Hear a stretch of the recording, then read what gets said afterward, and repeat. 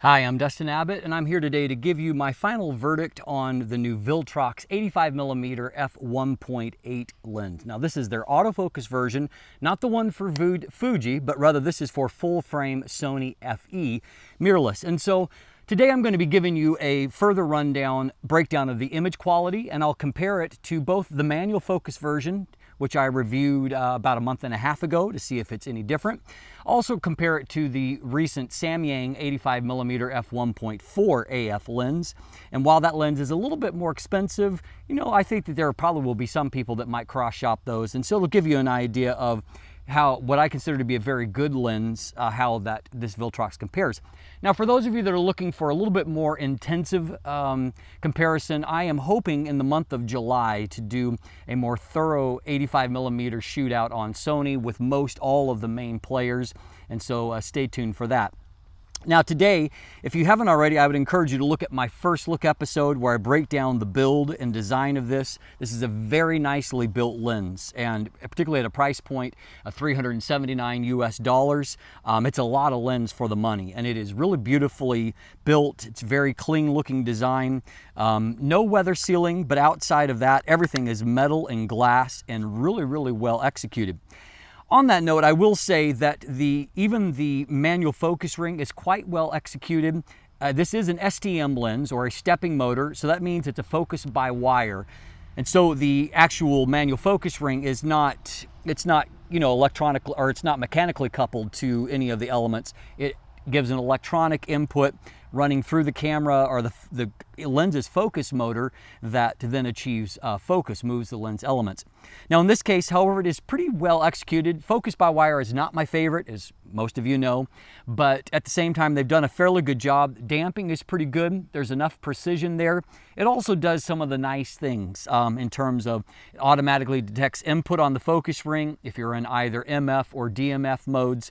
And it will do two things. It will magnify the active area, focus area in the viewfinder or the LCD. It will also give you an on-screen distance markings to help you in achieving correct focus. And so it works pretty well for that. If you're going to make major focus changes, it takes several rotations, but for those more critical, fine tuning, it really does quite a nice job.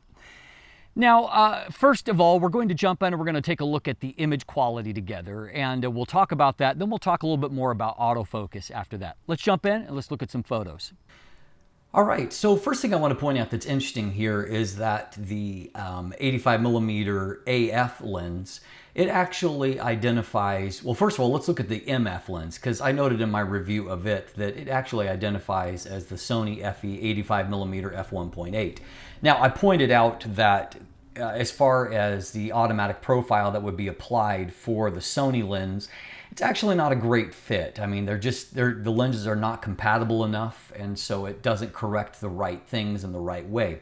Now, interestingly, the AF version doesn't identify as the Sony FE 85mm, but it shows up as the E 85mm f1.8.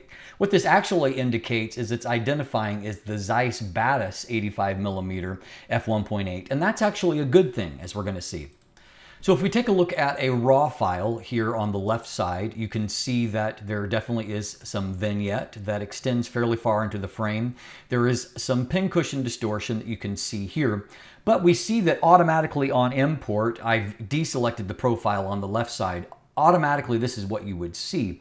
And that's with the Batis profile applied. And fortunately, the Batis profile is actually really, really similar. As you can see, the lines are corrected nicely here. The vignette is nearly perfectly cleared up. And so the advantage of having an automatic profile that works is that it is aperture specific. And so the amount of correction applied at f1.8 is not going to be the same that's applied at f2.8, for example, and so on. So this is actually a really, really positive thing because you have an automatic profile that actually does the job just fine. And so I think that that's a great asset there. So if we do a quick comparison of the AF and the MF version, which, on paper have the same optical formula, what we're going to see is if we look at the center of the frame that, yes, sharpness, I mean, obviously our color temperature didn't show up identically here, and I'm using a JPEG for comparison for this, but you can see that in terms of the sharpness, it looks very similar. A few things that I did notice is that you may have a little bit better contrast, though even though I did the exact same settings, they're not coming through the same way. So I don't know if light transmission is mildly different with the autofocus version. But what I do see is that other than some subtle variations, it looks a little bit better on this side on the AF version, and in this position over on the right side, it looks at least equally good. And so I see what I would consider more just normal copy to copy sample variation. In this case, I do think that my AF version performs a little bit better. You can see in different areas, it performs more consistently. If we can compare at f2.8 here between the AF left and MF on the right, we're going to see that, obviously super sharp in the center of the frame at f2.8. Moving up here towards the top, we see that the AF is still got a pretty marked advantage up at the top of the frame. And again, that could be just sample variation over here towards the corner. However, better performance there. This corner, at the very least, equal performance. Right side, still better. And so, I do think that the AF copy that I have, again, I don't know whether that's optical formula. Optical formula looks the same on paper, but as you can see, I do get a little bit better performance on the AF version, enough to make it really competitive, as we're going to see. Now, we recently looked at the Samyang 85mm f1.4 AF lens, a lens that I'm actually really pumped about. I like it a lot. And so we can see, comparing it f1.8, this is both uncorrected RAWs. We'll see that in terms of, there's a little bit more vignette that's present on the Samyang and on the Viltrox. On the Samyang, it actually metered a little bit faster. What I've done is I've added a third stop of light back in just to make sure that all things are equal. Looking in the center of the frame, both lenses super sharp. As you can see, even at f1.8, the Viltrox is quite sharp center of the frame. Moving down here, it's more similar than different mid-frame. If we look at corners, this side, the Samyang is maybe a little bit better in terms of contrast, but it also has less vignette that allows things to look a little bit better. What we can see is both of these lenses have fairly nice centering, and so that's certainly positive to see. I think the Samyang has just some slight edges at a few spots, but as you can see, the Viltrox is very close. If we can compare at f2.8, we're going to see that both of them are brilliantly sharp center of the frame. Mid-frame, Samyang is maybe a hair better, but they're both very good. Moving off into the corners, Samyang is, it's got brighter corners for one thing, but also maybe a little bit more contrast and a tick more resolution. But as you can see, if they weren't side by side, you wouldn't know the difference. Finally, at f4, we can see already, the lenses were pretty much perfect before, and now they look perfect-er. And so look really sharp into the corners. There's tons of resolution there. This is on a 42 megapixel Sony a7R Mark III. So Samyang does have a little bit of an edge in terms of contrast and sharpness towards the corners, but it's splitting hairs in difference. So the Viltrox AF lens does have a little bit of chromatic aberrations wide open. And so what we can see if we can compare a real world shot here, f1.8 to f2.8, we can see that as you stop the lens down, contrast is kicking up a bit. And so, you get a little bit more apparent resolution. And you can see that while it's not pronounced, there is a little bit of, kind of color fringing in some of these areas that is diminished as you stop the lens down. And so as a byproduct of that, you just end up with a little bit more real world contrast in the image that comes from stopping the lens down some. That chromatic aberration is mostly of the longitudinal variety, and so after the plane of focus, you can see some green fringing that is present there. But you can also see that it's not strongly pronounced, and so as a byproduct of that, our contrast in this, this is a high contrast, somewhat difficult scene, but we can see that the Viltrox has actually done a pretty nice job, and autofocus has nailed resolution, looks really good on the area. This is at f2. Also at f2 here, another similar type shot, but this situation we have a little bit more of the green fringing that is present. Now this kind of longitudinal chromatic aberration, that fringing in the bokeh area. If that bugs you, you're going to need to use the eyedropper to correct it, and it is correctable, but for many people, you know, you don't see that at all on a global level, and so it probably is not going to bother too many people too much. So looking at autofocus for a moment in a variety of situations here. First of all, IAF works really, really well. You can see that even through the glasses, it is, you know, properly identified the eye and correctly focused on that. Other portrait shots here. Now, depth of field is a little bit deeper here because of syncing with the flash. I'm actually at f4 here, but you can see it's really nailed eye focus, and you can see skin tones look nice. Tons of detail there. Again, this is Sony a7R III, so 42 megapixels. So lots of resolution to work with for portrait situations. You know, similar here, you know, in this case, kind of a half-turn face. We've seen, though, it's grabbed the correct eye, and so we've got really good autofocus there. In this situation, we're only at f2, and so much more shallow depth of field. But what we can see is that once again, IAF has worked perfectly. Lots of detail, and even at f2, I mean, there's tons of information to work with for portraits. Really great job there. Another, you know, similar kind of shot. Again, this, you know, you can see that once again the you know, IAF has done a good job there in grabbing it. In all these situations here, I was, you know, kind of shooting through some trees. You can see, however, that once again it's done a great job, and IAF was really, really consistent for me throughout this. Here's a little bit different a distance here, but once again you can see IAF is just, it's nailed. It's done a great job. Also now, you know, A7R Mark III, it has a PET mode, and you can see here that PET IAF has also done a, you know, a perfect job. I believe this is at f1.8, and so it's nailed focus where it needs to. Once again here, this is at f2. You can see lots of resolution, and you can see that PET IAF has also nailed perfectly in this shot. One last, even here, I was interested to see with, you know, only one eye in profile how it would do, but you can see that once again, IAF, it locked right on that eye, and it did a great job. And, you know, great resolution here, and the overall look of the image is really quite nice. In this situation also, really shallow depth of field. You can see that focus has done a great job. I mean, you know, you talk about a tiny depth of field in this image, but this is what I wanted to accomplish. It locked on where I wanted to focus, and it focused really well. Now, there are complications. When you're shooting more landscape type images at smaller apertures, you're really going to want to use you know, a single shot rather than continuous AF, because what it will do is it will pulse. And so in this situation, you know, I caught the pulse when it was on the right area on the house, but you'll see on the very next shot, it pulsed out, and so it grabbed this foreground tree. And so the focus system does really well if it has a defined area. It does great with faces, with people, but we can see that, you know, in a landscape type situation, it doesn't do nearly as well. Now, you know, in this kind of situation, I was interested to see what it focused on, and so it grabbed the foreground, which in this case was fine. You know, and then all I did is I just put my thumb on the screen, moved to a flexi AF point, and moved it up a bit, and it grabbed onto what I wanted.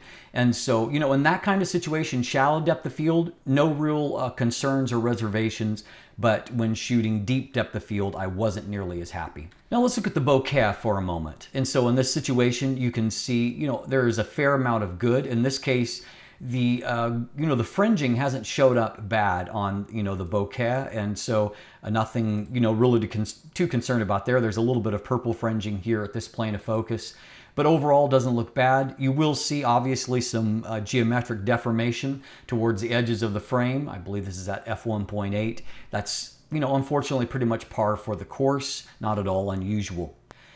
Now in this situation, I actually stopped down to f4 just to see what would happen in terms of the geometric deformation. So good news is that if you look here, you can see a little bit of the nonagonal shape from the 9 aperture blades, but very much still a very circular type shape. And now of course you can see that the circular shape is of course even across the frame. And so once again, I don't really have anything negative to say about the nature of the aperture in that situation.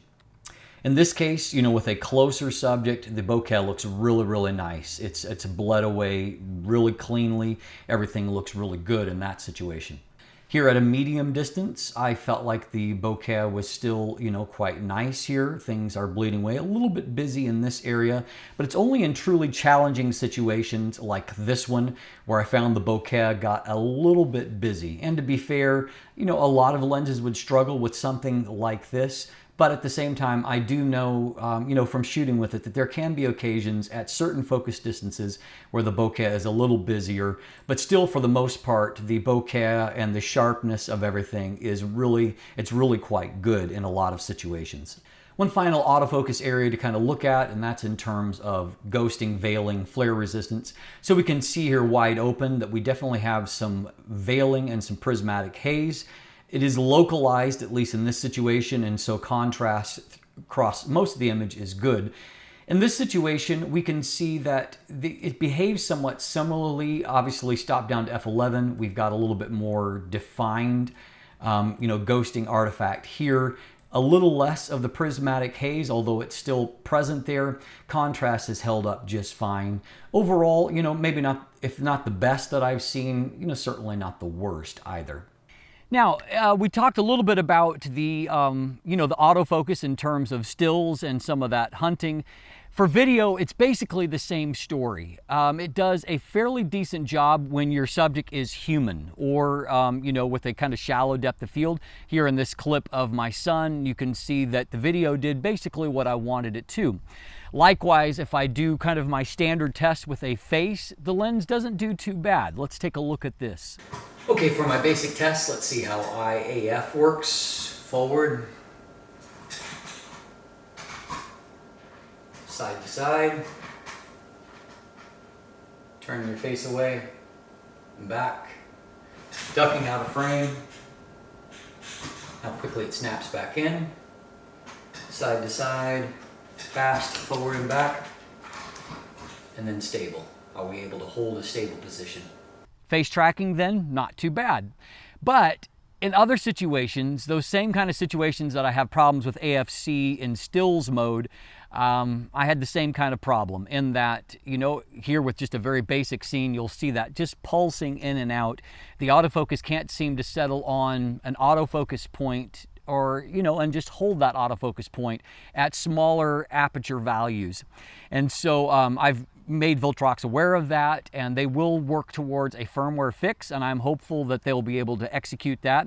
I've seen similar issues. It's kind of basically at the place where the Samyang 35mm f1.4 AF lens was, and the Samyang has been able to steadily improve that performance through firmware rollout. So I'm hoping that Viltrox will do the same, and of course, as we saw in our first look, they do have a USB, micro USB port built right into the lens mount to where you can actually do firmware updates based right there in the lens itself. So positives when it comes to that.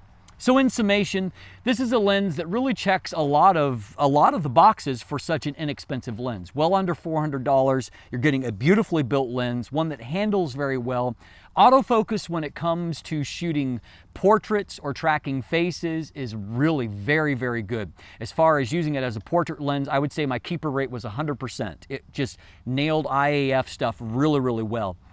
Much more frustrating if you're using it in AFC for landscape, and I would recommend switching in that setting. Shooting in AFS seems to solve a lot of those problems. It can then lock on, you know, and hold a focus point, and if it's not what you want, just, you know, put your thumb on there, have a flexi AF point, move it around to where you want it, focus again, and it should solve those problems. So I don't see anything insurmountable here. However, I will say, if you're a video shooter and that's kind of a priority, you might want to consider looking at the Sony 85mm f1.8 FE instead. It is going to cost you a couple $100 more, but you know, it might be worth it in the frustration. If you're looking at an inexpensive portrait lens, however, Viltrox has got a lot of good going on. Autofocus is completely quiet. You can see even in that scene where it was tracking my face, you hear almost no sound. Autofocus is very quiet, and even here when, you know, doing focus pull from object to object, I'll pause and stop talking see, you can't really hear much of anything as it goes back and forth. It really does quite a great job. So autofocus is you know, surprisingly sophisticated in that aspect. There's just that one area where it still needs some tweaking. And so at the end of the day, however, a lot of good going on, very little bad. I'm Dustin Abbott. If you look in the description down below, I've got a full text review there, along with a lot of other image samples and more comparison points if you want to take a look at that. Beyond that, I also have an image gallery, so you can go and look at photos that I've taken during my review period with this lens, and it takes some really lovely photos, again, particularly for that price point. Beyond that, there's typical linkage if you'd like to follow me on social media or become a patron and help to support what I'm doing, plus get advanced screenings of upcoming content. Beyond that, of course, if you haven't already, please click that subscribe button. Thanks for watching. Have a great day.